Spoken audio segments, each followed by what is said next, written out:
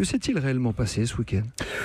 Ce qui s'est passé hier, ce week-end, c'est ce qui se passe depuis 10, 20, 30 ans, c'est-à-dire une espèce de délitement très très fort de ce qu'on appelait hier la classe moyenne, ou plutôt de son socle, le socle de la classe moyenne, ses ouvriers, ses employés, ses paysans, ses petits indépendants.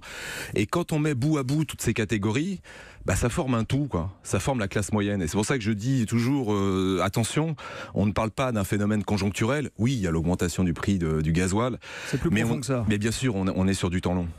Ce matin, dans le Figaro, l'édito principal dit les gilets jaunes, ce sont les rocades goudronnées contre les voies sur berges piétonnisées, les nids de poules des routes secondaires contre la fluidité des aéroports, les beaufs des champs contre les bobos des villes. C'est caricatural ou c'est un éternel débat qui revient entre eux ? C'est vraiment caricatural, parce que si vous dites les beaufs des champs, vous dites les marges, donc vous dites quelque chose qui va mourir, qui n'existe quasiment plus, qui culturellement est out, donc vous pouvez laisser tomber. Et d'ailleurs, c'est ce qu'ont fait les politiques depuis 20-30 ans.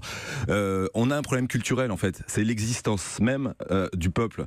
Et c'est pas un problème politique, c'est d'abord un problème culturel, identitaire. Évidemment, c'est pas un problème franco-français. C'est un problème qu'on va retrouver dans toutes les sociétés occidentales, partout en Europe, aux États-Unis.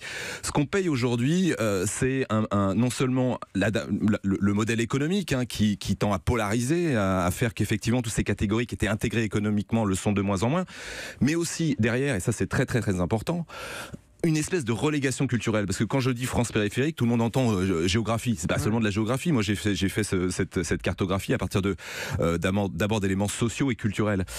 Si vous n'intégrez pas ce qui représente la majorité des gens qui vivent dans ce pays, forcément, il y a un problème. Il y a un vrai problème qu'on retrouve d'ailleurs politiquement et démocratiquement aujourd'hui.